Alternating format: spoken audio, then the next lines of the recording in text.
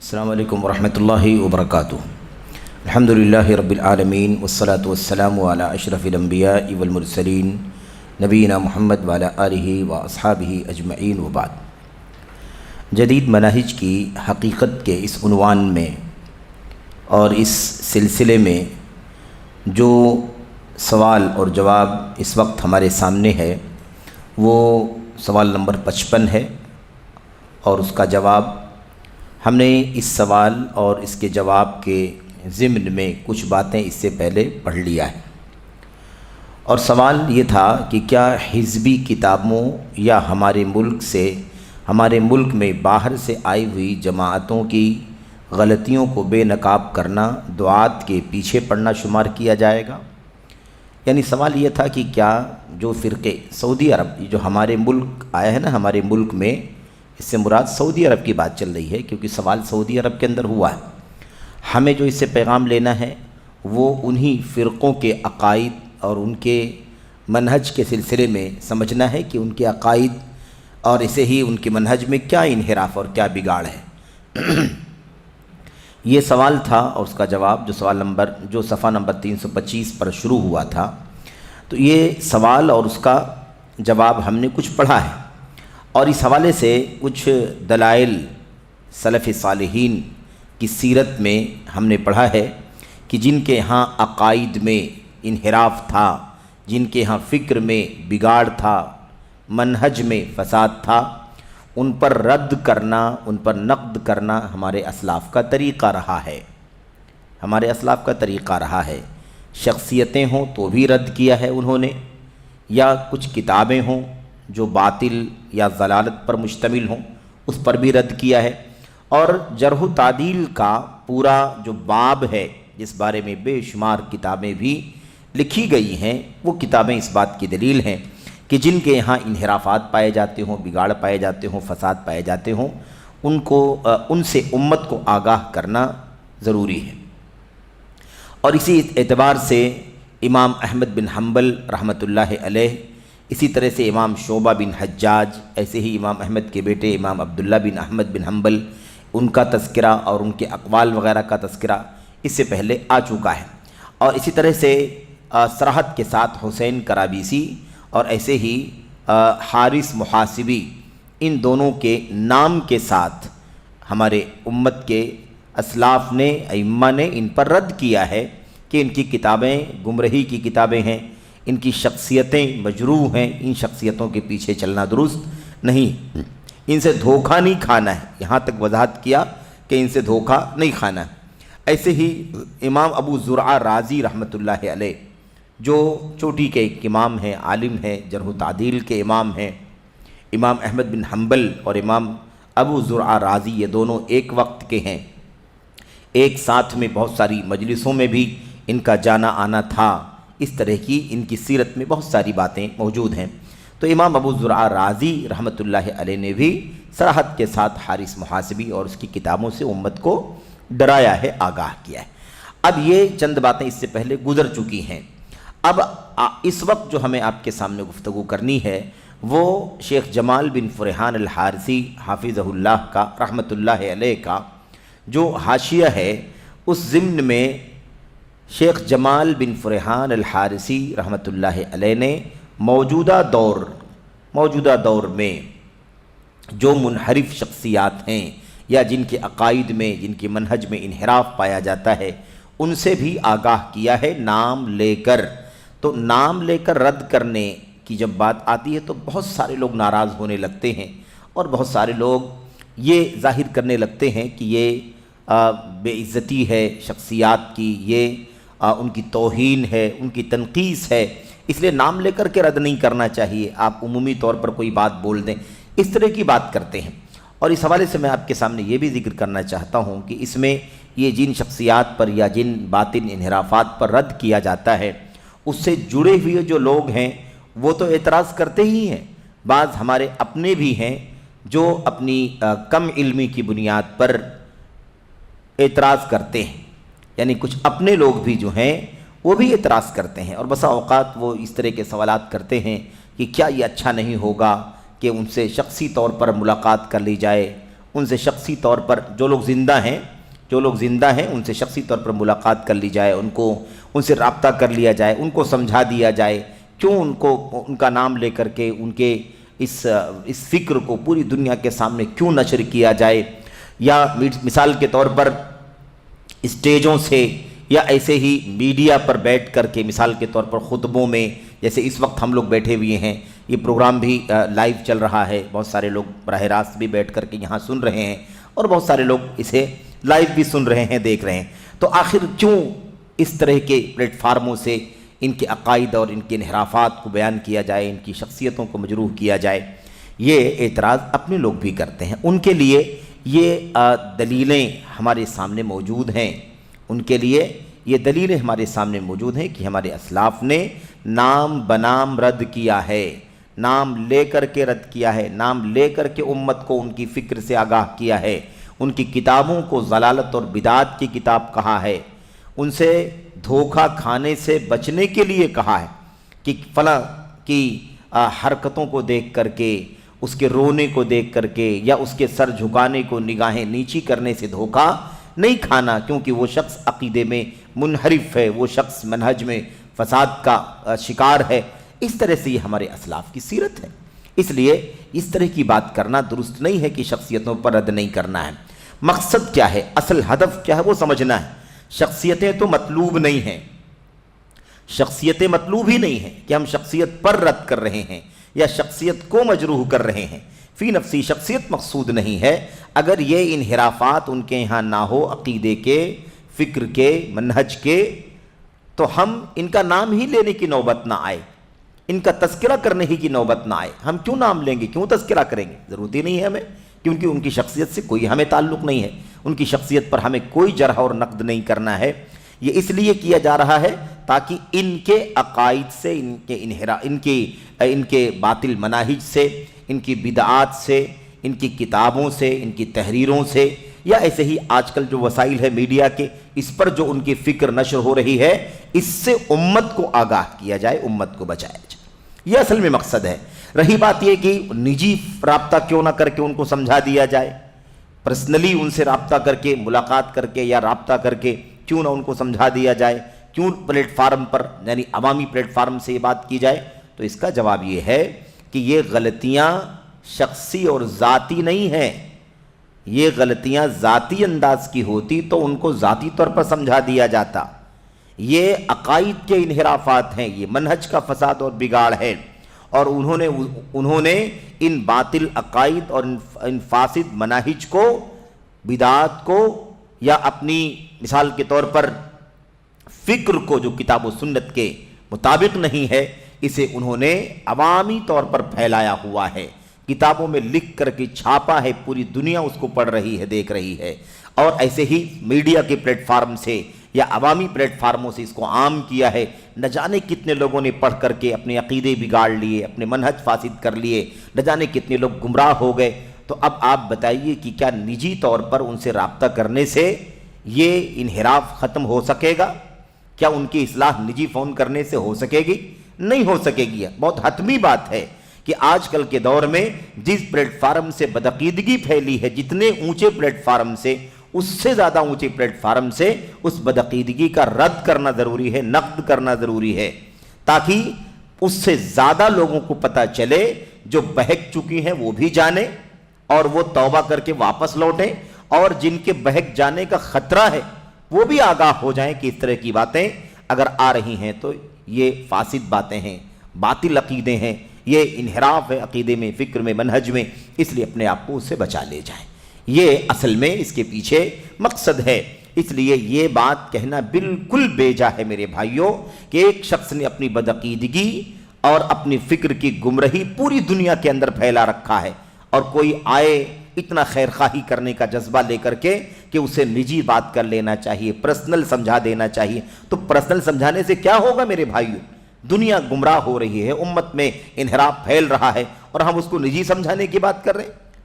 پھر اس کے بعد دوسری بات یہ ہے کہ جب پلیٹ فارم عوامی پلیٹ فارم سے رد کر دیا جا رہا ہے، نقد کیا جا رہا ہے، ان کے باطل افکار و نظریات کی تردید عوامی پلیٹ فارم سے کی جا رہی ہے، لوگوں کو اعتراض ہے کہ عوامی پلیٹ فارم سے کیوں کی جا رہی، لیکن جب عوامی پلیٹ فارموں سے بھی رد کر دیا گیا تو اسے پتہ چل گیا نا کہ میری بات درست نہیں ہے، میرا عقیدہ صحیح نہیں، میری فکر باطل ہے، تو اسے اس سے رجوع کرنا چاہیے یا نہیں کرنا چاہیے؟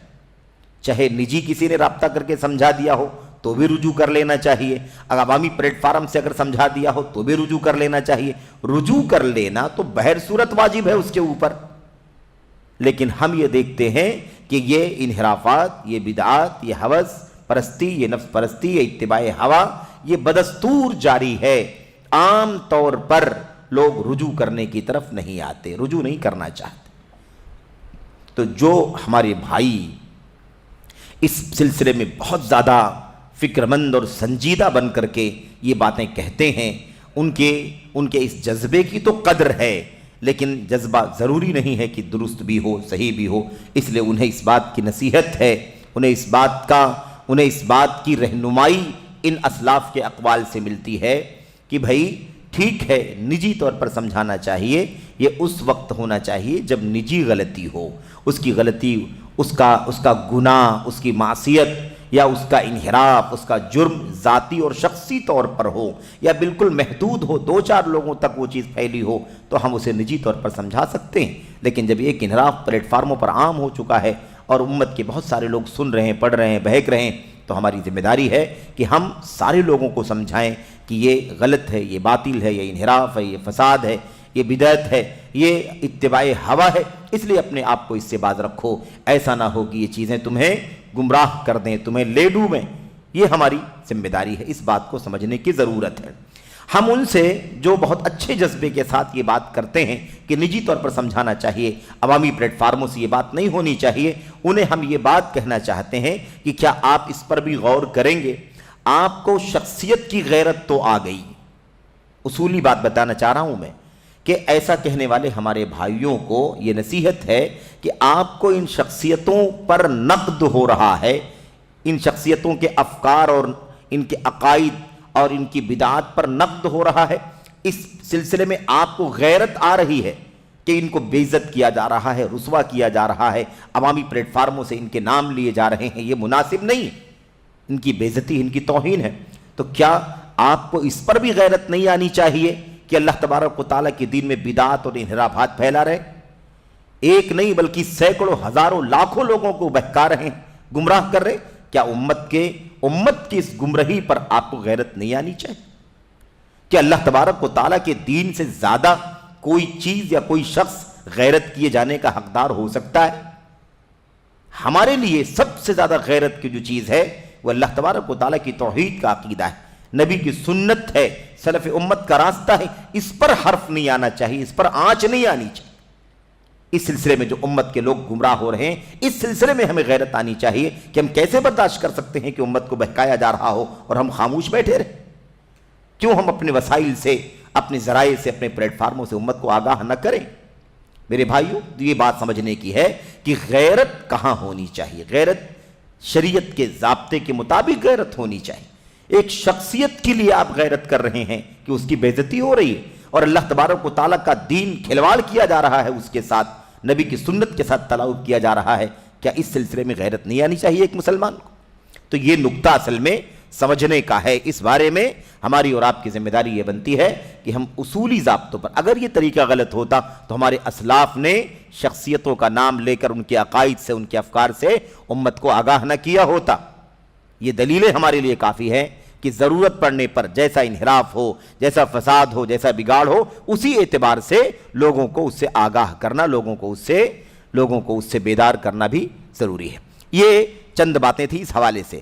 اچھا، اس کے بعد شیخ جمال فرحان الحارثی رحمۃ اللہ علیہ نے یہ بات لکھی ہے کہ نہایت افسوس کی بات ہے کہ سرزمین توحید میں رہنے والے بعض دعات اور بعض نوجوان ان مشکوک اور منحرف کتابوں کو قبول کر چکے ہیں۔ یہ صفحہ نمبر 328 پر ہے جو حاشیہ ہم نے پڑھا ہے۔ ہم صرف یہاں سے آگے والی بات کو جوڑنے کے لیے ان باتوں کو آپ کے سامنے دوبارہ ذکر کر رہے ہیں۔ کہتے ہیں یہ بہتر چیز کو معمولی چیز سے بدل رہے ہیں، اور اتنا ہی نہیں بلکہ کچھ ایسے لوگ بھی موجود ہیں جو ابو الاعلیٰ مودودی اور ان کی کتابوں، اسی طرح محمد سرور بن نائف زین العابدین، اسی طرح حسن البنا، سید قطب، محمد قطب، حسن الترابی اور ان جیسے دیگر اہل بدعت جیسے صلاح الصاوی اور محمد احمد الراشد وغیرہ کی تعریف، ستائش اور ان کی تعظیم کرتے ہیں۔ چند لوگوں کے نام لیے تھے نا شیخ نے۔ اب اس کے بعد صفحہ نمبر 329 پر آپ دیکھیں، باقاعدہ یہاں پر شیخ جمال بن فرحان الحارثی رحمۃ اللہ علیہ نے چند شخصیتوں میں جن کے نام انہوں نے لیے ہیں ان میں سے چند کے عقائد اور ان کے انحرافات کا تذکرہ بطور مثال کر رہے ہیں۔ نمبر 1، شیخ کہتے ہیں چنانچہ میں حق بیان کرتے ہوئے کہتا ہوں۔ اولاً سب سے پہلے مودودی، مولانا مودودی صاحب کے بارے میں لکھتے ہیں۔ مولانا مودودی اپنی کتاب رسائل و مسائل، جو لوگ کتابیں پڑھتے ہیں، کتابوں کے پڑھنے کا شغف ہے، وہ اچھی طرح سے جانتے ہیں کہ مولانا مودودی کی کتابوں میں ایک کتاب جو ہے وہ رسائل و مسائل ہے۔ کئی حصوں میں ہے، حصہ اول، دوم، سوم، اس طرح سے کئی حصوں میں وہ کتاب پھیلی ہوئی ہے، رسائل و مسائل۔ اس کتاب کے صفحہ نمبر 57، اور یہ صفحہ نمبر 57 جو لکھا گیا ہے یہ 1351 کا ایڈیشن ہے، یعنی پرانا ایڈیشن ہے، اس لیے آپ دیکھ رہے ہیں کہ اس میں حصہ نہیں لکھا ہوا ہے، کیونکہ اس وقت جو ہے اتنی ہی کتاب تھی جب حصہ نہیں تھا۔ اب وہ کتاب بعد میں کئی حصوں میں بعد میں پھیل گئی اور کئی حصوں میں وہ کتاب چھپی ہوئی ہے۔ بہرحال صفحہ نمبر 57 ایڈیشن جو یہ ہے 1351 کا، اس میں فرماتے ہیں یہ کتاب عام ہے، پڑھی جا رہی ہے، آج بھی چھپ رہی ہے، تقسیم ہو رہی ہے، مکتبات سے لوگ خرید رہے ہیں اور اس کو پڑھ رہے ہیں، اور یہ عقائد، یہ بدعات، خرافات، یہ ساری چیزیں لوگ پڑھ رہے ہیں، اور یہی عقیدے ان کی آنکھوں کے سامنے، ان کے کانوں سے گزرتے ہوئے ان کی دلوں تک پہنچ رہے ہیں، اس لیے اس پر غور کرنے کی ضرورت ہے۔ دیکھیے رسائل و مسائل کے اس صفحے پہ کیا کہتے ہیں، حضور علیہ السلام کو اپنے زمانے میں یہ اندیشہ تھا کہ شاید دجال حضور علیہ السلام کے زمانے ہی میں ظاہر ہو جائے یا کسی قریب زمانے میں ظاہر ہو جائے، لیکن کیا 1350 برس نے یہ ثابت نہیں کر دیا کہ حضور کا یہ اندیشہ صحیح نہیں تھا۔ دیکھا آپ نے کتنی آسانی سے لکھا، ایسے لگتا ہے جیسے اپنے زمانے کے کسی ساتھی پر یا اپنی سوسائٹی کے کسی آدمی پر رد کر رہے ہوں۔ نبی رحمت صلی اللہ علیہ وسلم کی بات چل رہی ہے نا، کیا عقیدہ ہے میرے بھائیو، وَالنَّجْمِ إِذَا هَوَى مَا ضَلَّ صَاحِبُكُمْ وَمَا غَوَى وَمَا يَنطِقُ عَنِ الْهَوَى إِنْ هُوَ إِلَّا وَحْيٌ يُوحَى۔ اللہ تبارک و تعالیٰ کی طرف سے وحی کا ہی سورس ہے جس کے ذریعے سے نبی کریم صلی اللہ علیہ وسلم کوئی بھی بات کہا کرتے تھے۔ تو وحی کے ذریعے سے بات کرنے والے نبی کے بارے میں یہ کہنا کہ آپ کو اندیشہ تھا، یعنی جیسے ہم لوگ، آپ لوگ یا عام انسان اٹکلیں لگاتا ہے، قیاس آرائی کرتا ہے، مجھے خطرہ ہے، مجھے اندیشہ ہے، مجھے لگتا ہے ایسا ہو سکتا ہے، ویسا ہو سکتا ہے، جیسے عام لوگ بات کرتے ہیں۔ کیا نبی کریم صلی اللہ علیہ وسلم اسی انداز کی بات کر رہے تھے جب آپ دجال کے بارے میں آنے کی بات کر رہے تھے؟ میرے بھائیوں، کس قدر افسوس کی بات ہے کہ اتنی جرأت کے ساتھ یہ بات کہی جائے۔ حضور علیہ السلام کو اپنے زمانے میں یہ اندیشہ تھا، اپنے زمانے میں یہ اندیشہ تھا کہ شاید دجال حضور علیہ السلام کے زمانے ہی میں ظاہر ہو جائے یا کسی قریب زمانے میں ظاہر ہو جائے۔ بھئی اندیشہ نہیں، یقین تھا کہ دجال اب تک کسی امت میں نہیں آیا ہے۔ سارے نبیوں نے اپنی اپنی امتوں کو دجال کے بارے میں آگاہ کیا، ڈرایا، اس کے فتنے سے ڈرایا، لیکن کسی امت میں آپ صلی اللہ علیہ وسلم سے پہلے کی کسی امت میں دجال کا ظہور نہیں ہوا، دجال کا ظہور نہیں ہوا۔ اللہ کے نبی علیہ السلام نے فرمایا سب نبیوں نے اپنی اپنی امت کو دجال سے آگاہ کیا ہے، لیکن میں ان تمام نبیوں سے زیادہ اپنی امت کو دجال سے ڈرا رہا ہوں، اور اب تک نہیں آیا ہے، اس کا مطلب حتمی طور پر اب وہ میری امت میں آئے گا، کیونکہ میری امت میں آنے کا مطلب یہ ہے کہ اب اس کے بعد کوئی امت نہیں ہے۔ اللہ کے نبی نے فرمایا تھا بعثت انا والساعۃ کہاتین، مجھے اور قیامت کو ایسے رکھا گیا ہے، مجھے اللہ تبارک و تعالیٰ نے بھیجا ہے نبی بنا کر کے، والساعۃ کہاتین، اور قیامت، میری بعثت اور قیامت دونوں ایسے ہیں، یعنی اس کے بیچ میں کوئی چیز نہیں ہے۔ اب میں نبی بنا کر کے بھیجا گیا ہوں، اب کوئی نبی نہیں آئے گا، کوئی امت نہیں آئے گی، اب قیامت ہی آئے گی۔ بات سمجھ گئے کہ نہیں سمجھ گئے؟ خلاصہ کیا ہے کہ جب اب تک دجال نہیں آیا ہے اور یہ میری امت آخری امت ہے، تو اب دجال کا خروج، اس کا ظہور یقینی ہے کہ نہیں یقینی ہے؟ اس امت میں یقینی ہے۔ اسی لیے اللہ کے نبی نے فرمایا کہ جتنا میں نے اپنی امت کو ڈرایا ہے، اتنا کسی نبی نے اپنی امت کو دجال سے نہیں ڈرایا ہے۔ یعنی میں نے سب سے زیادہ ڈرایا ہے، ہر نبی نے ڈرایا، لیکن میں نے سب سے زیادہ اپنی امت کو ڈرایا ہے، آگاہ کیا ہے دجال کے ظہور یا اس کے خروج کے سلسلے میں، اس کے فتنوں سے۔ تو آپ نے یقینی طور پر فرمایا تھا کہ لا محالہ، یقینی طور پر دجال کا ظہور اسی امت میں ہوگا۔ آپ نے یہ نہیں کہا تھا کہ میرے جیتے جی وہ آ جائے گا، میں زندہ رہوں گا میرے جیتے جی آئے گا، ایسی کوئی بات نبی کریم صلی اللہ علیہ وسلم نے نہیں کہی تھی۔ تو سوال یہ پیدا ہوتا ہے کہ یہ اندیشہ کہاں سے مولانا مودودی لے کر آئے؟ مولانا مودودی یہ اندیشہ کہاں سے لے کر کے آئے کہ آپ کو اندیشہ تھا کہ آپ کے زمانے میں؟ یہ اندیشے کی بات کیسے ہم نبی کے بارے میں کر سکتے ہیں؟ آپ نے ایسی کوئی بات تو کہی نہیں کہ مجھے ہے اندیشہ، خطرہ ہے کہ میرے رہتے ہوئے وہ آ جائے گا۔ آپ علیہ السلام نے فرمایا کہ دجال آئے گا، دجال نکلے گا، اس کا فتنہ ایسا ایسا ہوگا، اور آپ نے یہ فرمایا کہ قرب قیامت بہت ساری بڑی بڑی نشانیاں بھی ظاہر ہوں گی، ان میں سے ایک نشانی دجال کا خروج بھی ہے، دجال کا نکلنا بھی ہے۔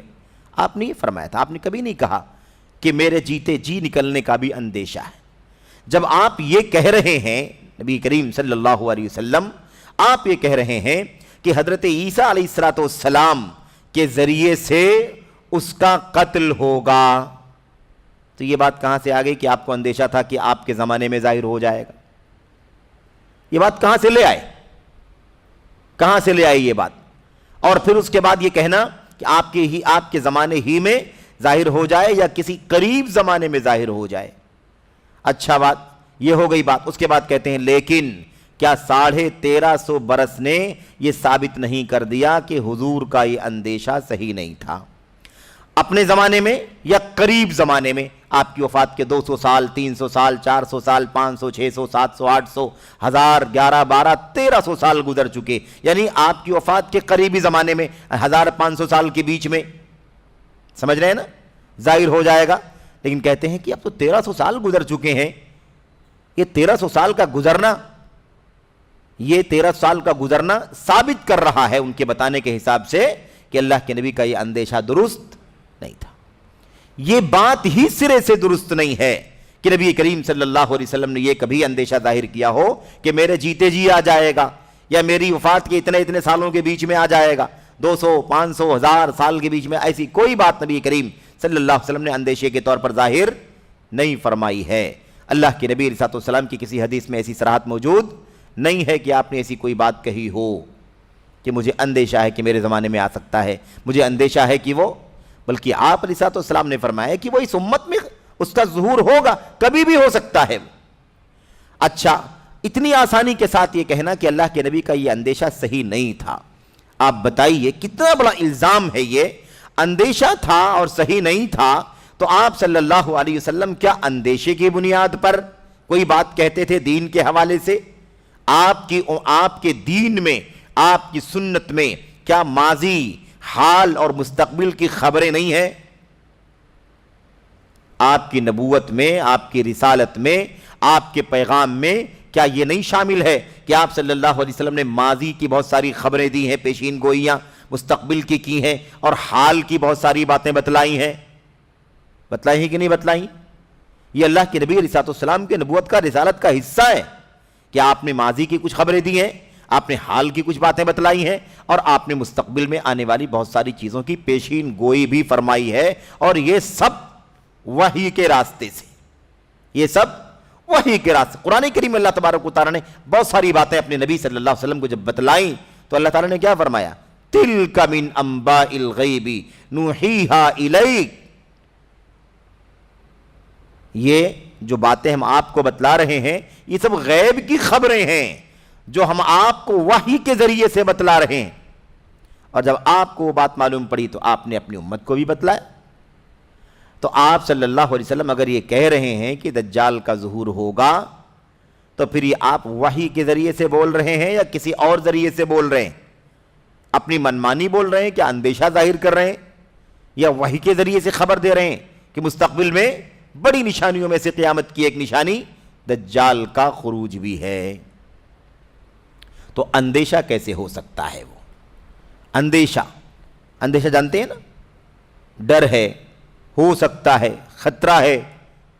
نبی کریم صلی اللہ علیہ وسلم کے بارے میں یہ بات کہنا اور پھر یہ کہنا کہ 1300 سال نے ثابت کر دیا کہ یہ اندیشہ آپ کا صحیح نہیں تھا، استغفر اللہ۔ اتنی آسانی سے کوئی آدمی اپنے کسی محترم ساتھی پر بھی نہیں اس طرح کے جملے استعمال کر سکتا ہے، اتنی آسانی سے جملہ استعمال کر دیا ہے۔ اس کے بعد دیکھیے، یہ ہو گئی بات، اور یہ جو ایڈیشن تھا، آئی بات نا 1351 کا ایڈیشن تھا، اس کے بعد 1362 کے ایڈیشن میں اضافہ ہے۔ جیسے ایڈیشنوں میں اضافے ہوتے رہتے ہیں نا، کچھ چیزیں ہے نا مزید اس کے اندر کچھ تنقیح ہے، کچھ اضافہ ہے، کچھ حاشیہ ہے، یا کچھ اور چیز ہے، اصلاح وغیرہ بھی ہوتی ہے۔ تو 1362 کے ایڈیشن میں اضافہ ہے، 1350 برس گزر گئے اور دجال نہیں نکلا، لہذا یہی حقیقت ہے۔ دیکھا آپ نے، جو نبی وحی کے ذریعے سے کوئی بات کہتا ہے وہ اندیشہ صحیح نہیں ہے، اور مولانا مودودی پوری جرات کے ساتھ، پوری صراحت کے ساتھ کہتے ہیں کہ 1350 برس گزر گئے، دجال نہیں نکلا، لہذا یہی حقیقت ہے۔ یعنی دجال کا نہ نکلنا ہی کیا ہے؟ حقیقت ہے۔ 1300 سال گزر چکے، اب تک نہیں نکلا، تو اب آگے نہیں نکلے گا، یہی حقیقت ہے۔ دجال کا کھلا انکار ہے کہ نہیں ہے؟ دجال کے نکلنے کا، دجال کے خروج کا کھلا انکار مولانا مودودی اپنی کتاب رسائل و مسائل کے 1362 ہجری والے ایڈیشن میں صراحت کے ساتھ کر رہے ہیں۔ شیخ کہتے ہیں، شیخ جمال کہتے ہیں، دجال کے نکلنے کا واضح انکار ہے، جس کے نکلنے کے سلسلے میں صحیح حدیثیں متواتر ثابت ہے۔ دجال کے نکلنے کی حدیث کوئی ایک دو نہیں ہے، متواتر ہے، یعنی مسلسل ہے، کئی ایک حدیثیں، اتنی ساری حدیثیں ہیں کہ کوئی ڈاؤٹ اور شبہے کی بات نہیں، یقینی طور پر وہ بات، حتمی طور پر وہ بات کیا ہے؟ مؤکد ہے، اور اس کا ہونا بھی، اس کا نکلنا بھی، اس کا پیش آنا بھی یقینی اور ضروری ہے۔ تو یہ آپ دیکھ رہے ہیں کہ مولانا مودودی نے دجال کے سلسلے میں صراحت کے ساتھ انکار کرتے ہوئے کیا کہا کہ 1350 سال گزر گئے، اب تک دجال نہیں نکلا، اس لیے یہی حقیقت ہے کہ دجال کوئی چیز نہیں ہے، یا دجال کے نکلنے والی بات صحیح نہیں ہے۔ تو 1300 سال، اب آج تو مطلب اور 100 سال گزر گئے، ایسے آگے بھی ابھی اللہ تبارک و تعالیٰ کے علم میں ہے کہ دنیا کب تک قائم رہے گی، قیامت کی بڑی نشانیاں کب ظاہر ہوں گی۔ تو کیا سب لوگ مولانا مودودی کی طرح اس بات کا انکار کرتے چلیں؟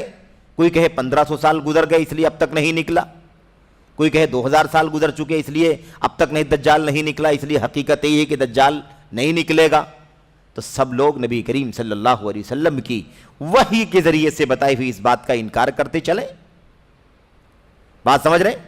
اب ایک شخص دجال کا انکار کرے، اس کے خروج کا انکار کرے، اور اسے اپنی کتابوں میں لکھے، اور اس طرح سے کتابیں چھپتی رہیں، 51 کے ایڈیشن میں یہ چھپا، اس کے بعد 62 کے ایڈیشن میں اور زیادہ وضاحت کے ساتھ کہ یہی حقیقت ہے کہ دجال نہیں نکلے گا، 11 سال کے بعد، اور آج تک وہ کتاب چھپ رہی ہے، اور وہ کتاب مرکزی مکتبہ اسلامی سے مل رہی ہے، بک رہی ہے، تقسیم ہو رہی ہے، اور بھی جگہوں سے مل رہی ہوگی، بر صغیر ہندوستان، پاکستان، بنگلہ دیش وغیرہ کے مختلف علاقوں سے کتابیں چھپتی ہیں، تقسیم ہوتی ہیں، ملتی ہیں۔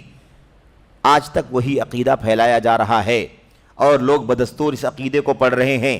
نبی کریم صلی اللہ علیہ وسلم کی حدیثوں میں جو متواتر حدیثیں ہیں دجال کے نکلنے کی بات، اس کی وضاحت، اس کا فتنہ، اور کتنی عمر ہوگی، کتنے دن رہے گا، کہاں سے نکلے گا، کہاں اسے قتل کیا جائے گا، کون قتل کرے گا، ساری تفصیلات نبی کریم صلی اللہ علیہ وسلم کی حدیثوں کے اندر موجود ہیں۔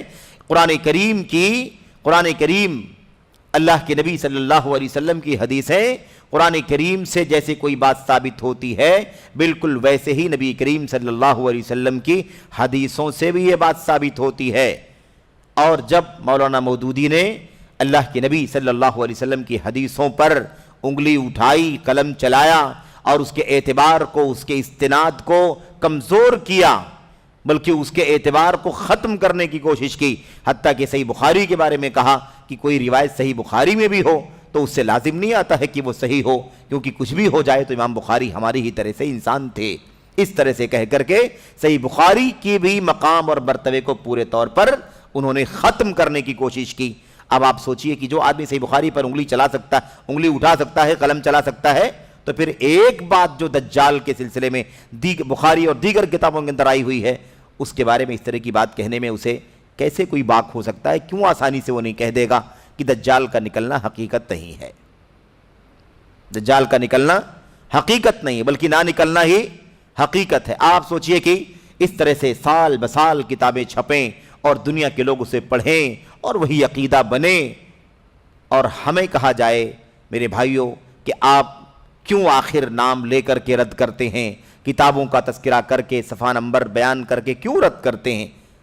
اس طرح تو علماء کی توہین ہوتی ہے۔ مولانا مودودی کا مقام بڑا اونچا ہے میرے بھائیوں، مقام سے ہمیں انکار نہیں ہے، نہ ان کی ذات اور شخصیت سے ہمیں کوئی بیر ہے کہ ہم اس پر رد کریں۔ اگر یہ انحراف نہ ہوتا، یہ عقیدے کا فساد نہ ہوتا، تو ہمیں مولانا مودودی کے نام لینے کی ضرورت بھی پیش نہ آتی۔ تو نام اس لیے لیا جا رہا ہے تاکہ یہ عقیدے بتائے جائیں کہ کس نے لکھے، کتابوں کا نام اس لیے لیا جا رہا ہے تاکہ پتہ چلے کس کتاب کے کس صفحہ نمبر پر لکھا ہوا ہے، ورنہ فی نفسی عقیدے کے فساد کی وضاحت کرنا مقصد ہے، نہ تو شخصیت پر کوئی جرح کرنا مقصد ہے، اور نہ ان کی کتاب سے کوئی نفرت یا عداوت ہے۔ اس لیے یہ بات سمجھنے کی ہے، اور یہ ذمہ داری ہے امت کی۔ ہمارے اسلاف نے اسی طرح سے باطل عقائد، افکار، نظریات، مناہج اور ایسے ہی بدعات اور اہل بدعات پر کھل کر کے نام لے کر کے کتابوں پر، شخصیتوں پر اچھی طرح سے وضاحت کے ساتھ نام لے کر کے بتلایا ہے کہ یہ عقیدے فلاں شخص کے ہیں، اس کی کتابوں میں ضلالت ہے، بدعات ہے، اس لیے اس سے بچنا ضروری ہے۔ تو یہ کوئی نیا کام نہیں ہے، بلکہ یہ ہمارے اسلاف کا جو رویہ ہے، ان کا جو عقیدہ ہے، ان کا جو طریقہ ہے، ان کا جو اسوہ ہے، یہ اسی کا امتداد ہے، اور یہ قیامت تک چلتا رہے گا۔ یہ قیامت تک چلتا رہے گا، اسے کوئی روک نہیں سکے گا، کیونکہ حق اور باطل کی معرکہ آرائی ہے، اور حق کو بیان کیا جائے گا، باطل کی تردید کی جائے گی۔ یہ اہل سنت والجماعت کا عقیدہ ہے، جو کتاب و سنت اور سلف امت کے دلائل سے پورے طور پر ثابت ہوتا ہے۔ اس کے بعد صفحہ نمبر 55 میں کہتے ہیں ان امور کے متعلق مختلف باتیں حضور صلی اللہ علیہ وسلم سے احادیث میں منقول ہیں، وہ دراصل آپ کے قیاسات ہیں۔ قیاس اٹکل ہے، آپ کا اندازہ ہے، اپنی عقل سے آپ نے کچھ کہہ دیا کہ ہو سکتا ہے ایسا، یا آپ کا کیا ہے؟ قیاس، جن کے بارے میں آپ خود شک میں تھے۔ استغفر اللہ۔ نبی کریم صلی اللہ علیہ وسلم نے دجال اور عیسیٰ اور مہدی اور وغیرہ جو قیامت کی بڑی بڑی نشانیاں ہیں، اس طرح کے مسائل میں نبی کریم صلی اللہ علیہ وسلم کی احادیث میں بہت ساری باتیں منقول ہیں، حدیثوں میں نقل کی گئی ہیں کہ آپ نے فرمایا ہے۔ کہتے ہیں دراصل آپ کے قیاسات ہیں۔ اب آپ سوچئے کہ حدیثوں میں آپ نے بیان فرمایا ہے اور وہ قیاسات ہیں۔ کیا حدیثیں جو اللہ کے نبی نے بیان کی ہیں وہ آپ کی قیاس آرائیاں ہیں؟ کیا آپ منمانی اپنی طرف سے بیان کرتے تھے؟ جبکہ اللہ تبارک و تعالیٰ کیا فرماتا ہے؟ وَمَا يَنْطِقُ عَنِ الْهَوَىٰ إِنْ هُوَ إِلَّا وَحْيٌ يُوحَىٰ۔ آپ صلی اللہ علیہ وسلم اپنے من سے کچھ نہیں بولتے، آپ اپنی وضاحت کے لیے آپ کہہ لیں اپنی خواہش سے کچھ نہیں بولتے، اپنی طرف سے قیاس آرائی نہیں کرتے، اپنی طرف سے اٹکل یا اندازہ نہیں بتاتے، بلکہ آپ جو بھی کہتے ہیں وہ وحی ہوتی ہے جو اللہ تبارک و تعالیٰ کی طرف سے نبی کریم صلی اللہ علیہ وسلم کی طرف کی جاتی ہے۔ یہ اللہ کا کلام ہے، اور نبی کریم صلی اللہ علیہ وسلم کی حدیثیں ہی آپ نے اپنی امت کو اپنی حدیثوں کے ذریعے سے قول، فعل، تقریر، فقہ، فتاوی، فیصلہ، ان تمام چیزوں کے ذریعے سے قرآن کریم کی وضاحت کی ہے، اور اللہ تبارک و تعالیٰ کا دین آپ کی سنت میں ڈھلا ہوا ہے، آپ کی حدیثوں میں ڈھلا ہوا ہے۔ اب اس کے بعد یہ کہا جائے کہ حدیثیں حضور سے احادیث میں منقول ہیں اور یہ دراصل آپ کے قیاسات ہیں. آپ نے قیاس کیا ہے. میرے بھائیو، حدیثیں قیاسات ہیں اگر، تو اس کا مطلب یہ ہے کہ نبی کریم صلی اللہ علیہ وسلم نے استغفر اللہ دین کو اللہ کی طرف سے جو اترا ہے وہ نہیں بھیجا، وہ نہیں پہنچایا اپنی امت کو، بلکہ آپ نے اپنی حدیث میں اپنی قیاسات اور اپنی رائے بھی امت تک پہنچا دی ہے. کتنا بڑا الزام ہے نبی کریم صلی اللہ علیہ وسلم کے اوپر. اور پھر اس کے بعد یہ کہنا کہ جن کے بارے میں آپ خود شک میں تھے، آپ شک میں تھے استغفر اللہ، تو آپ کی حدیثیں بھی مشکوک ہیں. پورے دین اسلام کو اس طرح سے کمزور کر دیا گیا کہ گویا کوئی یہ دشمنان اسلام کو کیا میرے بھائیوں، کیا ان کو موقع فراہم کرنا نہیں ہے؟ جو شک تشکیک پیدا کرتے ہیں سنتوں کے اندر، منکرین سنت کو کیا میرے بھائیوں، کیا یہ موقع فراہم کرنا نہیں ہے؟ وہ یہی تلاش کرتے ہیں کہ سنت رسول کے سلسلے میں ہمیں شک و شبہے کی چیزیں ملیں جس کے ذریعے سے ہم اپنی بات کو ثابت کر سکیں، دنیا کے سامنے پیش کر سکیں. تو یہی مسئلہ ہے مولانا مودودی کے یہاں کہ ان کے ہاں خود انکار سنت موجود ہے. انکار سنت ایک نہیں، بہت ساری دلیلیں موجود ہیں، بہت ساری حدیثیں صحیح بخاری اور دیگر کتابوں کی جس کا مولانا مودودی نے انکار کیا ہے. اسی طرح اپنی عقل کا استعمال کر کے، اپنی قیاس آرائی، اپنی رائے زنی کے ذریعے سے بہت ساری حدیثوں کا انکار کیا. صحیح بخاری کی حدیثوں کو مشکوک قرار دیا. ضروری نہیں ہے کہ صحیح بخاری معتبر ہی ہو، کچھ بھی ہو تو امام بخاری ہماری ہی طرح سے انسان تھے، ہم سے غلطی ہو سکتی ہے، ان سے بھی غلطی ہو سکتی ہے. اس کا مطلب یہ ہے کہ صحیح بخاری بھی قابل اعتبار نہیں ہے. میرے بھائیو، یہاں پر اتنی جرأت سے کہہ دیا کہ نبی کریم صلی اللہ علیہ وسلم شک میں تھے. میرے بھائیو، اللہ تبارک و تعالیٰ اپنے نبی کے بارے میں فرماتا ہے کہ آپ کہیے، امت کو کہیے کہ میں اپنے رب کی جانب سے بینہ پر ہوں. میں کس پر ہوں؟ بینہ پر ہوں، روشن دلیل پر ہوں.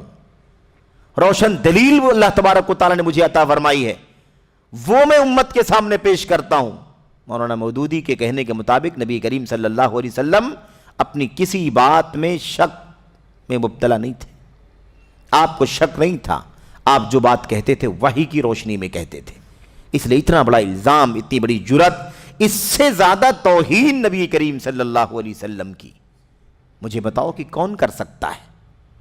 ہم تصور کر سکتے ہیں کہ کوئی ایک مومن مسلمان نبی کے بارے میں کہے کہ آپ نے جو پیشین گوئیاں فرمائی ہیں وہ آپ کے اپنے قیاسات ہے، آپ کو خود شک تھا؟ جو آپ کو کہے کہ شخصیتوں کا نام لے کر کے کیوں رد کرتے ہو، ان کے کارنامے یہ ہیں، یہ ہیں، یہ ہیں، ان کا دائرہ، ان کی جماعت، ان کی ٹولی اتنی بڑی ہے، انہوں نے فلاں کتاب لکھی، فلاں کتاب لکھی، فلاں کارنامہ انجام دیا. ان سے کہو کہ آپ کو بہت غیرت اگر آتی ہے کسی شخصیت کے بارے میں تو آپ کو نبی کے بارے میں بھی غیرت آنی چاہیے کہ اللہ کے نبی کے بارے میں کہا جا رہا ہے کہ آپ کو شک تھا مستقبل کی خبریں دینے میں، پیشین گوئی کرنے میں آپ نے اپنی قیاسات کا استعمال کیا ہے، اپنی رائے کا استعمال کیا ہے. آپ کو خود یقین نہیں تھا جو آپ بیان کر رہے تھے امت کے سامنے، بلکہ آپ کو شک تھا. نبی پر ایسی بات کہی جائے، مسلمان کو غیرت نہ آئے اور اس طرح کی باتیں لکھنے والوں پر رد کیا جائے تو لوگوں کو غیرت آئے. کس قدر حیرانی کی بات ہے، افسوس کی بات ہے. اس سے اندازہ لگاؤ کہ کس قدر فکری اور ذہنی دیوالیہ پن چل رہا ہے کہ لوگوں کو اللہ تبارک و تعالیٰ کے دین کے بارے میں غیرت نہیں. نبی کریم صلی اللہ علیہ وسلم کے پر انگلی اٹھائی جائے، آپ کی شان مجروح کی جائے اور لوگوں کو غیرت نہیں آتی. اور جو لوگ یہ کام کریں ان کے خلاف اگر ہم حق بیان کرنے کے لیے ان پر رد اور نقد کریں تو لوگوں کو اتنی غیرت آتی ہے کہ آپ لوگ بے عزت کرتے ہیں، پلیٹ فارموں پر بیٹھ کر کے عوامی اور اس طرح سے نام لے لے کر کے رد کرتے ہیں. کتاب کے اندر لکھا نبی کریم صلی اللہ علیہ وسلم کو شک تھا، آپ کو خود اپنی قیاسات تھے جو آپ امت کے سامنے پیش کر رہے تھے. یہ ہے میرے بھائیوں، یہ ہے اہل بدعت، اہل انحراف. اس طرح سے عقائد کے مسلمہ اصولوں کے ساتھ بھی اپنی عقلوں کے ذریعے سے کھلواڑ کرتے ہیں۔ یہ جو قیاسات ہے نا، قیاسات کی بات کہی کہ یہ آپ کے اپنے قیاسات ہیں جن کے بارے میں آپ خود شک میں تھے یا آپ کو خود شک تھا، یہ اللہ کے نبی صلی اللہ علیہ وسلم کی قیاسات نہیں ہیں، اور نہ آپ کو شک تھا بلکہ آپ تو وحی کے ذریعے بتلایا کرتے تھے۔ دراصل یہ مولانا مودودی کی اپنی عقل پرستی ہے، ان کی عقلانیت ہے میرے بھائیو، ان کی ہوا پرستی ہے کہ اتنی جرات کے ساتھ اللہ کے نبی کے بارے میں کہہ دیا کہ آپ کو شک تھا۔ میرے بھائیو، یہ اللہ کے نبی کے قیاسات نہیں ہے، یہ مولانا مودودی کے قیاسات ہیں، یہ ان کی عقل پرستی ہے۔ ان کی عقل نے، ان کی عقل پرستی نے، ان کی عقلانیت نے یہاں تک پہنچا دیا کہ اللہ کے نبی صلی اللہ علیہ وسلم کو قیاسات کا حوالہ دے دیا کہ آپ نے اپنی قیاس آرائی کے مطابق یہ بات کہی تھی۔ میرے بھائیوں، مولانا مودودی کے اس قول پر، ان کے اس اسٹیٹمنٹ پر شیخ جمال فریحان الحارثی کہتے ہیں کیا یہ دجال کا انکار نہیں ہے؟ دو باتیں اس کے اندر ہیں، ایک تو دجال کا انکار کیا جا رہا ہے، دجال کے خروج کا، اس کے نکلنے کا انکار کیا جا رہا ہے، اور دوسری طرف نبی کریم صلی اللہ علیہ وسلم کی شان میں گستاخی کی جا رہی ہے کہ آپ کو شک تھا، آپ کو خود یقین نہیں تھا جو باتیں آپ بیان کر رہے تھے۔ یہ دجال کا انکار نہیں ہے اور حدیث رسول صلی اللہ علیہ وسلم کی تکذیب نہیں ہے، یعنی کیا اللہ کے نبی کی حدیثوں کو جھٹلانا نہیں ہے؟ جھٹلایا جا رہا ہے اللہ کے نبی کی جو حدیث ہے۔ آپ نے سرات کے ساتھ کتنی حدیثوں میں دجال کے بارے میں ارشاد فرمایا، بتایا، اس کے فتنے کے بارے میں تفصیل سے آگاہ کیا امت کو۔ میرے بھائیوں، یہ ان حدیثوں کا انکار نہیں ہے تو کیا ہے؟ ان حدیثوں کو جھٹلانا نہیں ہے تو کیا ہے؟ اللہ کے نبی صلی اللہ علیہ وسلم کے بارے میں اللہ تبارک و تعالیٰ کا ارشاد ہے، وَمَا يَنْطِقُ عَنِ الْهَوَىٰ إِنْ هُوَ إِلَّا وَحْيٌ يُوحَىٰ۔ آپ صلی اللہ علیہ وسلم اپنی خواہش سے کوئی بات نہیں کہتے ہیں، وہ تو صرف وحی ہوتی ہے جو اتاری جاتی ہے وحی کے ذریعے۔ اس لیے نبی کی کوئی بات شک، شبہ، قیاس اور رائے کی بنیاد پر نہیں ہوتی، بلکہ وحی کے ذریعے سے نبی بات کرتا ہے صلی اللہ علیہ وسلم۔ اس کے بعد امام ابو محمد حسن بن علی بربہاری رحمۃ اللہ علیہ کا ایک قول نقل کرتے ہیں، انہوں نے کیا کہا ہے دیکھیے، کہتے ہیں اہل قبلہ میں سے کوئی شخص، اور یہ اہل سنت والجماعت کا عقیدہ ہے، اہل سنت والجماعت کا عقیدہ ہے، صحابہ، تابعین، تبع تابعین، خیر القرون سے لے کر کے اب تک اور قیامت تک جو ان کے نقش قدم پر چلنے والے ہیں، اہل سنت کا یہ عقیدہ ہے کیا؟ اہل قبلہ میں سے کوئی شخص اسلام سے اس وقت تک خارج نہیں ہوتا جب تک کہ کتاب اللہ کی کوئی آیت یا رسول اللہ صلی اللہ علیہ وسلم کی کوئی حدیث رد نہ کر دے۔ یعنی جو شخص اپنے آپ کو مسلمان کہتا ہے، کلمہ پڑھتا ہے اور قبلہ مکہ یعنی خانہ کعبہ مسجد حرام کی طرف چہرہ کر کے نمازیں پڑھتا ہے، یعنی خانہ کعبہ کو اپنا قبلہ سمجھتا ہے، یہودیوں کا، عیسائیوں والا قبلہ، یہودیوں عیسائیوں کا قبلہ نہیں مانتا بلکہ وہ مسلمانوں کا قبلہ، اہل قبلہ سے مطلب مسلمان جو خانہ کعبہ مسجد حرام کی طرف، خانہ کعبہ کی طرف چہرہ کر کے اپنی نمازیں پڑھتے ہیں، دعائیں کرتے ہیں وغیرہ، کہتے ہیں ہم اہل قبلہ میں سے کسی کو بھی کافر نہیں کہتے ہیں جب تک کہ وہ اللہ کے کلام کی کوئی، اس وقت تک کوئی شخص اسلام سے خارج نہیں ہوتا جب تک کہ کتاب اللہ کی کوئی آیت یا رسول اللہ کی کوئی حدیث رد نہ کر دے، جب تک قرآن کی کوئی آیت نہ ٹھکرا دے یا اللہ کے نبی صلی اللہ علیہ وسلم کی کسی حدیث کو رد نہ کر دے، ریجیکٹ نہ کر دے، تب تک اسلام سے خارج نہیں ہوتا، یعنی مسلمان رہتا ہے، گنہگار ہوگا لیکن اسلام سے خارج نہیں ہو جائے گا۔ کہتے ہیں کہ ایسی صورت میں آپ پر اسے اسلام سے خارج کرنا واجب ہو جائے گا، یعنی اگر کسی قرآن کریم کی آیت کا انکار کرے ہے نا، یا نبی کریم صلی اللہ علیہ وسلم کی کوئی حدیث رد کر دے، قرآن کی آیت رد کرے یا اللہ کے نبی کی حدیث کو رد کرے، تو ایسی صورت میں اسے دائرہ اسلام سے خارج کرنا کیا ہو جائے گا؟ واجب ہو جائے گا۔ یعنی کیسے قرآن کی آیت کا انکار کرتا ہے، جھٹلاتا ہے، کیسے رد کر دیتا ہے، کیسے نبی کریم صلی اللہ علیہ وسلم کی صحیح حدیث کو رد کر دیتا ہے، ریجیکٹ کر دیتا ہے، نہیں مانتا، اس کا مطلب یہ ہے کہ اس کا ایمان نہیں ہے۔ اس لیے امام بربہاری کیا کہتے ہیں؟ ایسی صورت میں اسے دائرہ اسلام سے خارج کرنا کیا ہو جائے گا؟ واجب ہو جائے گا۔ لیکن اگر وہ کہتے ہیں لیکن اگر وہ ایسا کوئی کام نہ کرے تو وہ نام سے مومن و مسلمان ہے، حقیقت میں نہیں۔ سمجھ رہے ہیں نا؟ لیکن اگر وہ ایسا کوئی کام نہ کرے تو نام سے مومن و مسلمان ہے، حقیقت میں نہیں۔ یعنی کیا مطلب؟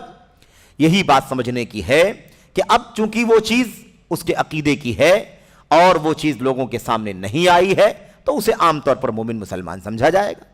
لیکن یہ تو اعلان کیا جا رہا ہے کہ نہیں کیا جا رہا ہے؟ دجال کے انکار کا، احادیث رسول جو دجال کے بارے میں آئی ہیں اس کی کوئی قیمت نہیں۔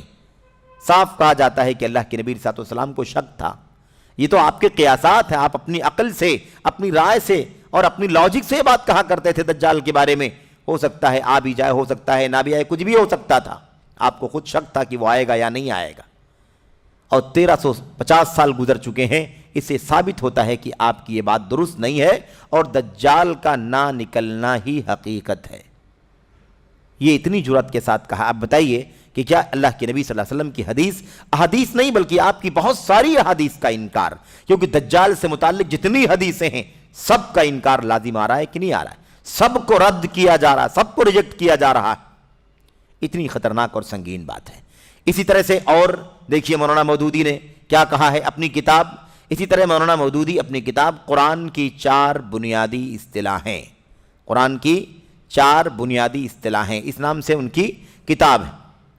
صفحہ نمبر 156 میں فرماتے ہیں، صفحہ نمبر 156 میں فرماتے ہیں، اور غور سے پڑھیں ان تمام چیزوں کو اور دیکھیں کہ کس طرح سے ایک عقل پرست آدمی جرأت اور جسارت کرتا ہے۔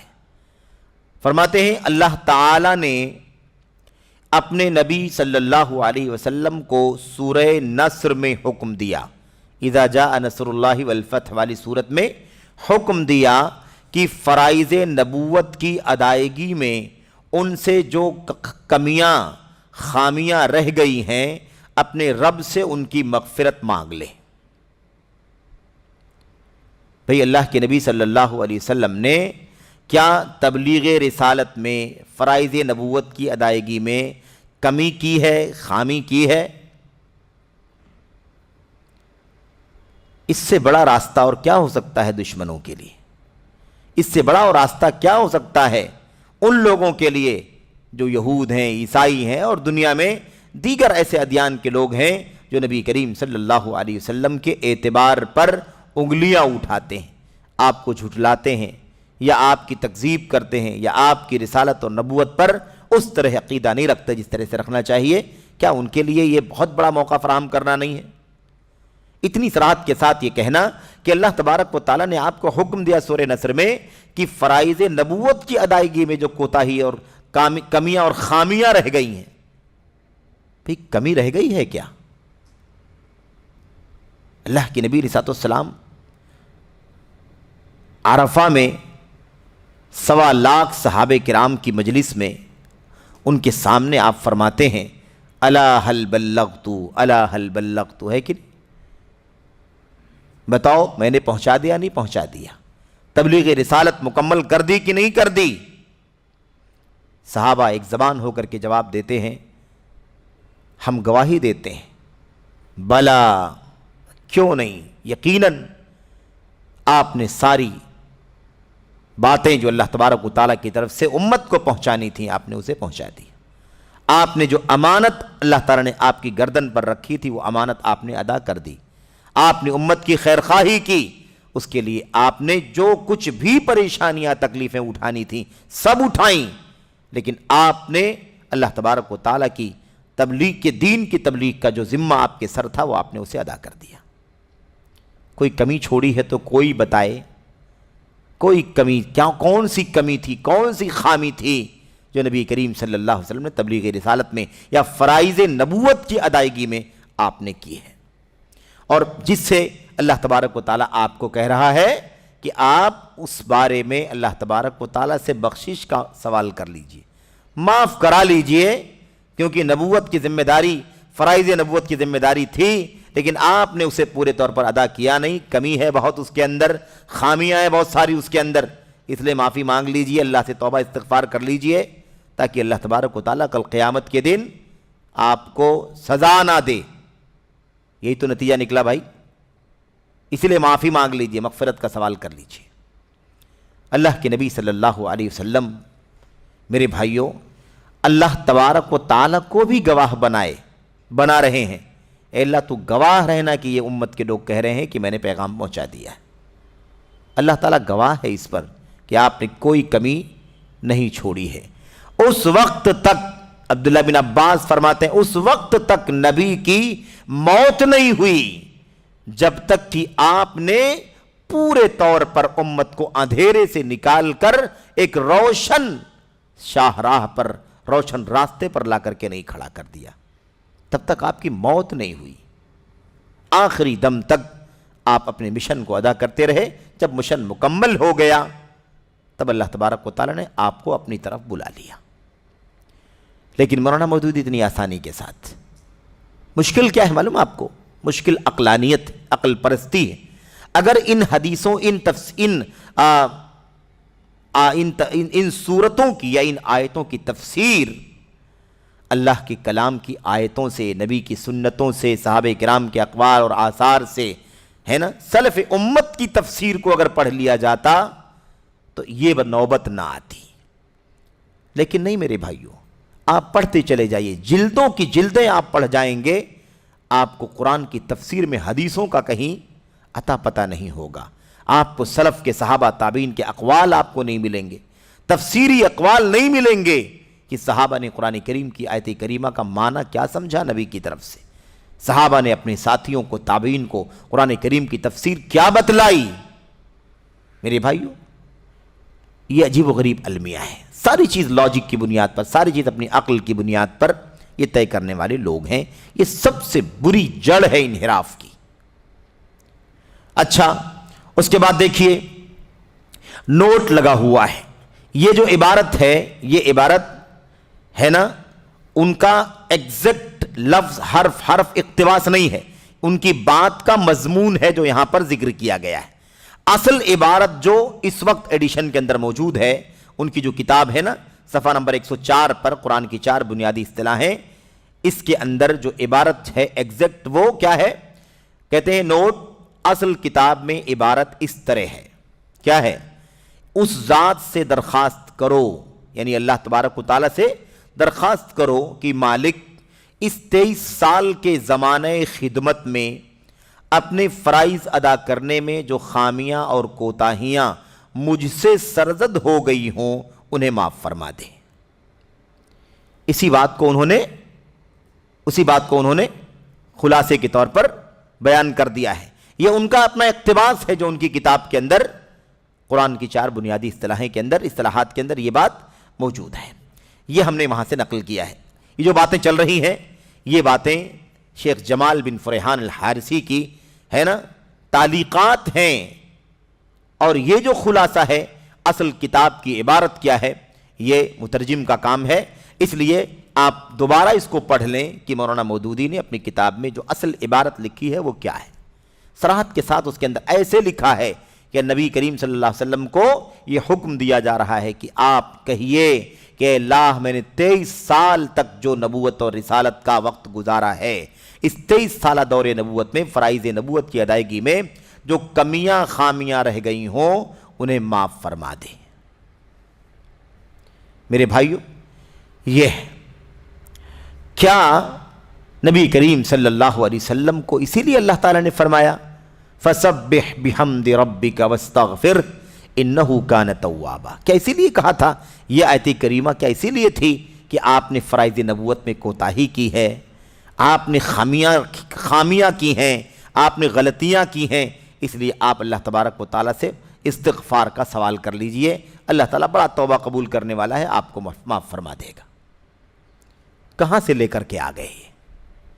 اس کی کیا دلیل ہے کہ یہ استغفار کرنے کا حکم اللہ تبارک و تعالیٰ اپنے نبی کو اس لیے دے رہا ہے کہ آپ سے فرائض نبوت میں کوتاہی ہوئی تھی؟ میرے بھائیوں قرآن کریم کی آیت کریمہ کہتی ہے آپ کے اگلے پچھلے سارے گناہ معاف کیے ہوئے ہیں۔ وَقَدْ غَفَرَ اللَّهُ لَكَ مَا تَقَدَّمَ مِن ذَنبِكَ وَمَا تَأَخَّرَ، اللہ کے نبی کے صحابہ بھی اس عقیدے کو رکھتے تھے، یہ عقیدہ جانتے تھے، اس عقیدے پر چلتے تھے، وہ یہ عقیدہ تھا ان کا کہ نبی کریم صلی اللہ علیہ وسلم کے اگلے پچھلے سارے گناہ معاف ہو گئے۔ اب جو بھی ہے وہ درجات کی بلندی ہے، آپ توبہ کریں، استغفار کریں، معافی مانگیں، کسی گناہ کی وجہ سے نہیں، بلکہ یہ درجہ کمال ہے، بندگی کا درجہ کمال ہے کہ اللہ سے وابستگی، اللہ سے معافی کا سوال، اللہ سے استغفار اور اللہ تبارک و تعالیٰ کی حمد، ثنا، تسبیح، یہ نیک بندے کا کام ہی یہی ہوتا ہے۔ اسی لیے نبی کریم صلی اللہ علیہ وسلم مجلسوں میں صحابہ کرام کہتے ہیں کہ ایک ایک مجلس میں ہم آپ کی زبان سے استغفر اللہ و اتوب الیہ 70 سے زیادہ مرتبہ سنا کرتے تھے۔ کتنی غلطی خامی کی تھی بھائی اللہ کے نبی نے، آپ ایک ایک مجلس میں 70 مرتبہ توبہ استغفار کرتے تھے۔ یہ عقل پرستی ہے، یہ کیا ہے؟ یہ اعتزال ہے، عقل پرستی ہے، یہ صرف اور صرف عقلانیت، ہر چیز کو اپنی عقل کی بنیاد پر نتیجہ نکال لیا کہ نبوت کے فرائض میں کوتاہی تھی، اس لیے توبہ استغفار کرنے کا حکم دیا۔ قرآن کریم میں اللہ تبارک و تعالیٰ نے فرمایا کہ آپ کے اگلے پچھلے گناہ معاف ہیں، لِيَغْفِرَ لَكَ اللَّهُ مَا تَقَدَّمَ مِن ذَنبِكَ وَمَا تَأَخَّرَ، سورۃ الفتح میں اللہ تبارک و تعالیٰ نے ارشاد فرمایا۔ اس آیت کریمہ کی تفسیر کیا کریں گے؟ وہاں بھی کوئی اور تعویل کر دیا ہوگا، تعویلات سے بھری ہوئی ہے، جس کو دیکھنا ہو آسانی کے ساتھ وہ دیکھ سکتا ہے، بشرطے کہ علم ہو، تاکہ ایسا نہ ہو کہ پڑھنے والا بہک جائے۔ اسی لیے عوام کو، نوجوانوں کو عام بات یہ ہے کہ انہیں چاہیے کہ جن کتابوں میں باطل ہے ان کتابوں سے اپنے آپ کو بالکل دور رکھیں۔ کیوں؟ ہم نے پڑھا، امام احمد بن حنبل نے فرمایا، امام ابو زرع رازی نے فرمایا، ایاک وہذہ الکتب فإنہا کتب بدع وضلالہ، ان کتابوں سے اپنے آپ کو بچانا، خبردار حسین کرابیسی، حارث محاسبی کی کتابوں کو نہیں پڑھنا، کیونکہ ان کتابوں کے اندر بدعات ہے، گمراہیاں ہیں۔ ایسا نہیں کہ ان کی کتابوں کے اندر کوئی آیت نہیں رہی ہوگی یا کوئی حدیث نہیں رہی ہوگی، بہت ساری آیتیں حدیثیں بھی رہی ہوں گی، لیکن اس کے اندر بدعتیں بھی ہیں، گمراہیاں بھی ہیں، اس لیے اس سے اپنے آپ کو بچانا ہے۔ یہ ہمارا طریقہ ہوتا ہے۔ بہرحال اس کے بعد یہ مکمل کر لیں، کہتے ہیں شیخ جمال فریحان کہتے ہیں ہم اس بہتان سے اللہ کی پناہ مانگتے ہیں۔ کتنا بڑا الزام ہے کہ آپ سے نبوت کی فرائض کی ادائیگی میں کوتاہی، کمی، خامی رہ گئی تھی، یہ بہتان ہے نبی کریم صلی اللہ علیہ وسلم کے اوپر۔ اللہ تبارک و تعالیٰ نے آپ کو اگلے پچھلے گناہوں سے معاف کیا ہوا قرار دیا ہے۔ کیا کہتے ہیں، کیا ان کے لیے کافی نہیں کہ اللہ تعالیٰ اپنے نبی کو عبودیت یعنی بندگی کی صفت سے متصف کیا ہے، جو بشریت کی کامل ترین صفت ہے۔ اللہ کے نبی صلی اللہ علیہ وسلم کو خود اللہ تبارک و تعالیٰ نے عبد کہا ہے کہ نہیں کہا ہے؟ کتنی جگہوں پر؟ سبحان الذی اسری بعبدہ، اللہ کی ذات پاک ہے جس نے اپنے بندے کو راتوں رات چلایا، معراج کرائی، ہے کہ نہیں؟ اور قرآن کریم کی کئی آیتوں میں اللہ تبارک و تعالیٰ نے اپنے بندے کو، اپنے نبی صلی اللہ علیہ وسلم کو عبد بندہ کہا ہے، اور یہ عظیم الشان صفت ہے ایک بندے کے لیے جو بشریت کی کامل ترین صفت ہے۔ اللہ تعالیٰ نے آپ صلی اللہ علیہ وسلم کو اس صفت سے اپنی کتاب میں کئی جگہوں پر متصف فرمایا ہے۔ کیا انہیں یعنی مولانا مودودی کو رسول اللہ صلی اللہ علیہ وسلم کی وہ بات معلوم نہیں جو آپ نے 3 افراد سے متعلق حدیث میں فرمائی تھی، جنہوں نے آپ صلی اللہ علیہ وسلم کی عبادت کے بارے میں سوال کیا تھا؟ سوال کیا تھا نا؟ سوال کیا تھا اللہ کے نبی کی نماز کیسی، اللہ کے نبی کا روزہ کیسا، آپ صلی اللہ علیہ وسلم رات میں قیام اللیل کیسے کیا کرتے تھے، آپ شادی بیاہ کرتے تھے نہیں کرتے تھے، سوال کیا، جواب دیا تھا کہ نہیں جواب دیا تھا؟ جب جواب سنا تھا ان لوگوں نے جو 3 آئے تھے تو ان کو ایسا لگا کہ یہ تو بہت کم ہے، تقالوہا، ان کو ایسا لگا کہ یہ تو بہت کم عبادت۔ بھئی اماں عائشہ فرما رہی ہیں کہ آپ کبھی رات کو اٹھتے ہیں نماز پڑھتے ہیں، کبھی سوتے بھی ہیں، روزہ فرض تو اپنی جگہ پر ہے ہی، نفلی روزہ کبھی آپ رکھتے ہیں کبھی آپ چھوڑتے ہیں، اور راتوں رات جاگنے والا، پوری پوری رات جاگنے والا، ایسے ہی بیوی شادی بیاہ سے دوری اختیار کر کے، ہے نا، بغیر بیوی کی زندگی یا ازدواجی زندگی سے کنارہ کشی اختیار کرنے کا معاملہ نبی کریم صلی اللہ علیہ وسلم کا نہیں تھا۔ تو کہتے ہیں کیا ہے، کأنہم تقالوہا، تو ان سننے والوں کو ایسا لگا کہ یہ تو بہت تھوڑی عبادت ہے، بہت معمولی چیز ہے، ہم لوگ تو بہت حقیر ہیں، بہت معمولی ہیں، بہت گنہگار ہیں، وہ اللہ کے نبی کا مقام اونچا ہے، آپ کا کیا کہنا، آپ کی شان کا کیا کہنا، آپ کے اگلے پچھلے سارے گناہ معاف کر دیے گئے ہیں، تو پھر آپ کو بہت زیادہ عبادت کرنے کی کہاں ضرورت ہے؟ اس لیے آپ کبھی رات کو سوتے بھی تھے، جاگتے بھی تھے، کبھی آپ روزہ رکھتے تھے، کبھی آپ بغیر روزہ بھی وقت گزارتے تھے، یعنی بغیر روزے کے بھی رہتے تھے، لیکن ہمارا معاملہ الگ ہے، ہم لوگ تو بہت گنہگار ہیں، ہم لوگوں کو ایسا نہیں کرنا چاہیے۔ بلکہ ایک نے کہا میں تو اب ہمیشہ نماز پڑھوں گا، پوری رات میں سوؤں گا ہی نہیں، ایک نے کہا میں روزہ رکھوں گا، کبھی بغیر روزے کے دن نہیں گزرنے دوں گا، ایک نے کہا کہ میں شادی بیاہ نہیں کروں گا، ہے کہ نہیں؟ اس کے بارے میں اس حدیث میں نبی کریم صلی اللہ علیہ وسلم نے کیا کہا تھا؟ کہتے ہیں یہ حدیث اس مسئلے میں نہایت واضح دلیل ہے۔ آپ صلی اللہ علیہ وسلم نے فرمایا تھا، اما واللہ انی اتقاکم للہ، سن لو خبردار، اللہ کی قسم میں یقیناً تم میں سب سے زیادہ متقی اور پرہیزگار ہوں، میں تم میں سب سے زیادہ اللہ تبارک و تعالیٰ کا تقوی اختیار کرنے والا ہوں، تم میں سب سے زیادہ اللہ تبارک و تعالیٰ سے ڈرنے والا ہوں۔ یہ نبی کریم صلی اللہ علیہ وسلم نے بات بیان فرمائی تھی، سمجھ رہے ہیں نا؟ اب اتنا بڑا بہتان، اتنا بڑا الزام لگا دیا گیا کہ نبی کریم صلی اللہ علیہ وسلم سے اتنی کوتاہیاں فرائض نبوت کی ادائیگی میں ہوئی کہ اللہ نے فرمایا کہ بخشش کا سوال کر کے دنیا سے جاؤ، سمجھ رہے؟ اور کیا کہا آگے؟ کہتے ہیں بلکہ مولانا مودودی سنت رسول کے استہزاء و مذاق میں بھی معروف ہیں، مودودی سنت رسول صلی اللہ علیہ وسلم کے استہزاء اور مذاق میں بھی معروف ہے۔ اور ہم نے عرض کیا نا، آپ سے اشارہ کیا کہ کس طرح سے انہوں نے بہت سارے معجزات کا انکار کیا، بہت ساری حدیث کا انکار کیا، جو ان کی عقل میں نہ بیٹھی ان حدیثوں کا انکار کر دیا، ہے نا؟ اور ایسے ہی دیکھا آپ نے دجال کی ساری حدیثوں کا انکار کیا کہ نہیں کیا؟ اور ایسے ہی اور بھی حدیثیں، مثال کے طور پر وہ باتیں ابھی آئیں گی بھی آگے ہو سکتا ہے، نبی کریم صلی اللہ علیہ وسلم نے ابراہیم خلیل اللہ علیہ الصلوۃ والسلام کے بارے میں وہ حدیث بیان فرمائی ہے، ثلاث کذبات، ثلاث کذبات، تین جھوٹ والی حدیث ہیں۔ ہم کذب کے معنی جھوٹ کہتے ہیں، اپنی زبان میں اس کا ترجمہ کیا کرتے ہیں؟ جھوٹ۔ کذب صرف جھوٹ کے معنی میں استعمال نہیں ہوتا ہے، جو جھوٹ حرام ہے، گناہ کبیرہ ہے نا، اسی جھوٹ کے معنی میں کذب کا لفظ استعمال نہیں ہوتا ہے، اس کے علاوہ کئی معنی میں استعمال ہوتا ہے۔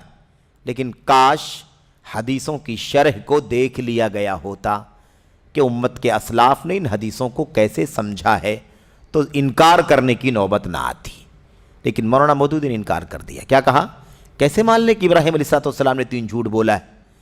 نبی معصوم ہوتا ہے، نبی ایک طرف تضاد دیکھو، تضاد، ایک طرف کہا نبی معصوم ہوتا ہے، عصمت انبیاء، ابراہیم خلیل اللہ علیہ السلام اللہ کے نبی ہیں، پیغمبر ہیں، آپ معصوم ہیں، ہم کیسے مان سکتے ہیں کہ ابراہیم علیہ السلام نے تین جھوٹ بولے؟ ہے نا؟ وہی نا، ابراہیم علیہ السلام کو تین باتیں آئی ہوئی ہیں، قوم کے لوگوں نے کہا چلو میلے میں، تو کہا میں کیا ہوں؟ میں بیمار ہوں، انی سقیم، اور بقیہ دونوں چیزیں جو اس آیت کریمہ کے تناظر میں موجود ہیں، بتوں کو توڑنے کے بعد کہا اس سے پوچھ لو، ہے کہ نہیں؟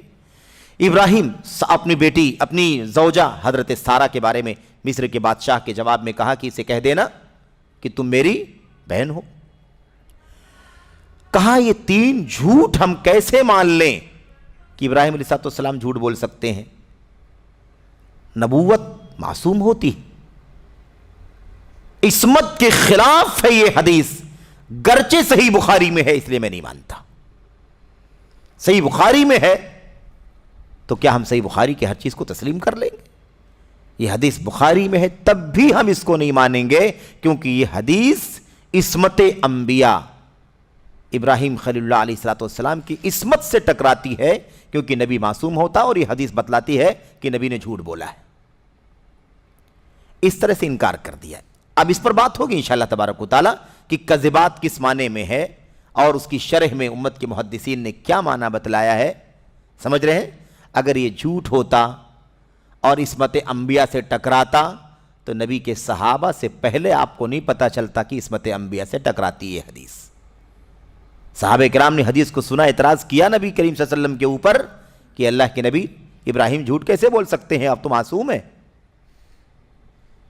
لیکن نہیں، عقل کی بنیاد پر، عقل پرستی کی بنیاد پر یہ نوبت آتی ہے، اور وہی آدمی آخری نبی محمد الرسول اللہ صلی اللہ علیہ وسلم جو ابراہیم خلیل اللہ علیہ السلام کے بھی سردار ہیں، وہ بھی قیامت کے دن نبی علیہ السلام کے جھنڈے تلے ہوں گے۔ وہ کہتا ہے کہ فسبح بحمد ربک واستغفر انہ کان توابا، اس لیے توبہ اور استغفار کرنے کا حکم دیا کیونکہ آپ نے فرائض نبوت کی ادائیگی میں کمیاں اور کوتاہیاں کی ہیں۔ ایک طرف عصمت انبیاء کا نام لے کر کے صحیح بخاری کی حدیث کا انکار کیا جا رہا ہے، اور دوسری طرف اللہ کے نبی علیہ السلام کے بارے میں کہا جا رہا ہے کہ آپ سے نبوت کی فرائض کی ادائیگی میں کمیاں خامیاں ہیں، اس لیے آپ توبہ و استغفار کر لیں۔ یہاں عصمت انبیاء کہاں چلی گئی؟ نبی کی عصمت کہاں ہے؟ ابراہیم معصوم ہے علیہ السلام، اور ہمارے آخری نبی امام الانبیاء والرسل سید ولد آدم، جن کے اگلے پچھلے گناہوں کو اللہ نے معاف کر دیا ہے، قرآن میں اعلان کر دیا ہے، ان کی عصمت کا نہیں خیال آیا، اور یہ کہہ دیا کہ آپ سے فرائض نبوت کی ادائیگی 23 سال میں نہ جانے کتنی کمیاں خامیاں آپ نے کی ہیں، اس لیے وفات سے پہلے اللہ تبارک و تعالیٰ سے استغفار کر کے جائیے تاکہ اللہ کے سامنے جواب دینے میں آسانی ہو۔ یہ تضاد عقل پرستوں کا یہی حال ہوتا ہے، جب اصولوں پر نہیں چلیں گے تو ان کا نتیجہ یہی نکلتا ہے۔ بہرحال میرے بھائیوں، تو یہ چند باتیں تھیں۔ کیا کہا اس کے اندر؟ بر صغیر کہتے ہیں کہ شیخ جمال کہتے ہیں کہ مولانا مودودی نے سنت رسول کا بھی کافی مذاق اور استہزاء اڑایا ہے، اس بارے میں وہ معروف ہے۔ بر صغیر کے ہمارے اہل حدیث بھائیوں کے یہاں اس پر دلائل سے مزین علمی ردود ہیں، یعنی مولانا مودودی کے ان عقائد پر الحمدللہ تردید میں بر صغیر یعنی ہندوستان، پاکستان، بنگلہ دیش کے علماء اہل حدیث نے الحمدللہ ان پر رد کیا ہے۔ شیخ جمال کہہ رہے ہیں کہ انہوں نے علمی رد کیا ہے، بہت ساری کتابیں موجود ہیں جس سے ان کے اور ان کے فرقے جماعت اسلامی کے انحرافات کی قلعی کھل جاتی ہے۔ یہ شیخ جمال کہہ رہے ہیں۔